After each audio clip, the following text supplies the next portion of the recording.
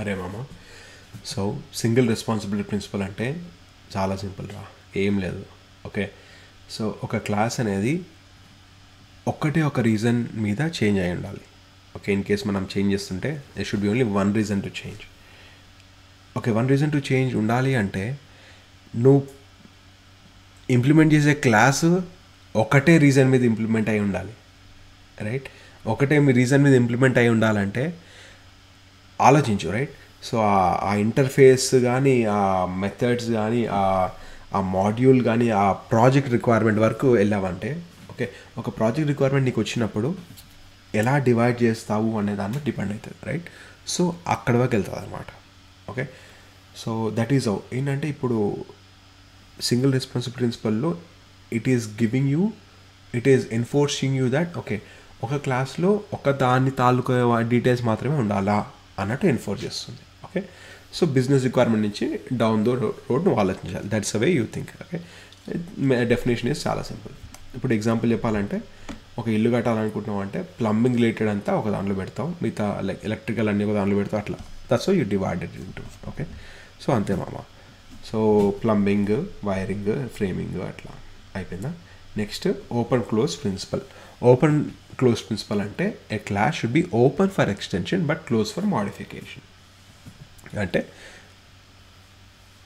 ఇప్పుడు ఏదైనా క్లాస్ ఒక్కసారి నువ్వు ప్రోడక్ట్ డెలివర్ చేసి ఇచ్చావనుకో, ఇప్పుడు వేరే వాళ్ళు ఎవరైనా ఆ సాఫ్ట్వేర్ని చేంజ్ చేయాలనుకున్నా, ఏం చేయాలనుకున్నా, అదే నీ కోడ్ ఎట్లా రాయాలంటే, ఎడిషనల్ చేంజెస్ చేయాలంటే ఉన్నదాన్ని చేంజ్ చేయకుండా కొత్తది రాసుకునేటట్టుగా నువ్వు ఎన్ఫోర్స్ చేయాలా, లైక్ బేసికలీ. ఓకే, ఇప్పుడు ఎగ్జాంపుల్ చెప్తా.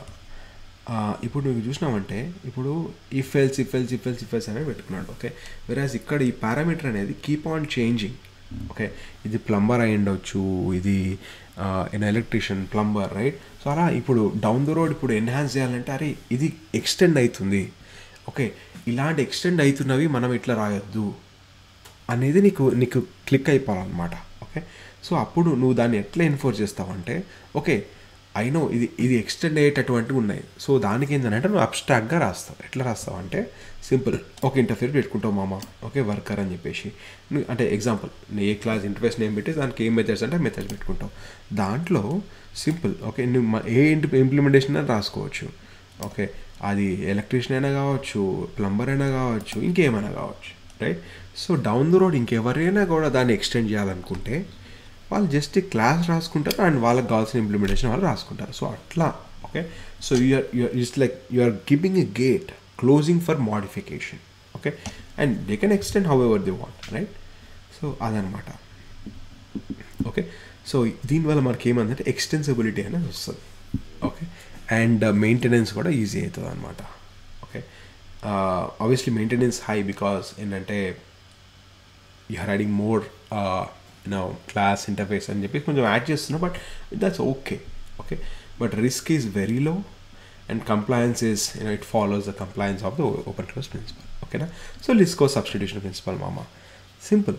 ఓకే, ఇదేంటంటే it should be objects should be replaceable with their subtypes without affecting the program correctness.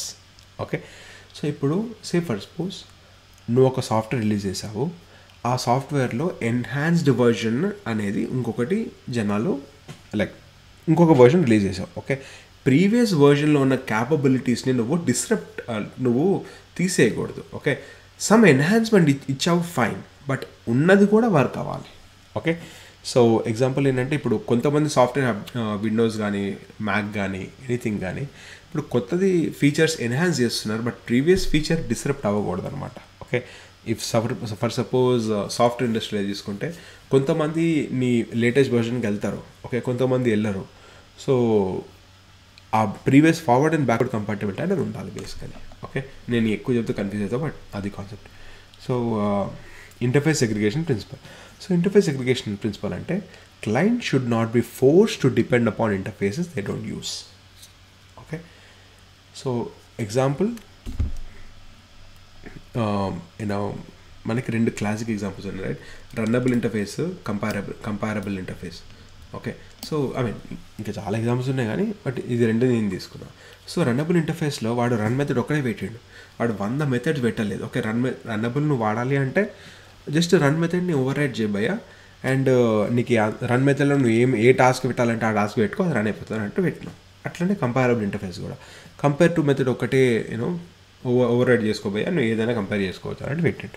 So అట్లా ఓకే, ఒక ఇంటర్ఫేస్ ఇచ్చినామంటే జనాలు అడాప్ట్ చేసుకోవాలంటే you should make sure that you are not adding lot of methods. Okay, క్లయింట్స్కి ఏది కావాలో అది మాత్రమే ఇవ్వు, ఎక్కువ పెట్టద్దు basically. Okay, so dependency inversion principle concept ఏంటంటే high level modules should depend on abstractions, not concrete implementations.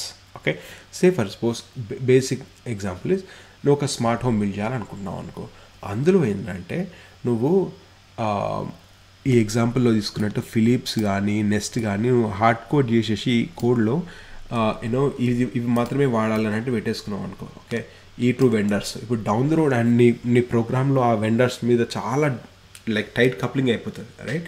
వేరాజ్ down the road నువ్వు ఫిలిప్స్ కానీ నెస్ట్ కానీ మార్చాలనుకున్నావు అనుకో, నీ కోడ్ చేంజెస్ అన్నీ మార్చాలి. That is the biggest problem, right? So అట్లుండొద్దు అనమాట ఎప్పుడు కూడా. Okay, so instead of that నువ్వు ఏంటంటే ఎప్పుడు కూడా అబ్స్ట్రాక్షన్స్ మీదే నీ ఇంప్లిమెంటేషన్ అనేది, లైక్ నీ హై లెవెల్ మాడ్యూల్స్ అబ్స్ట్రాక్షన్ మీదే డిపెండ్ అవ్వాలి.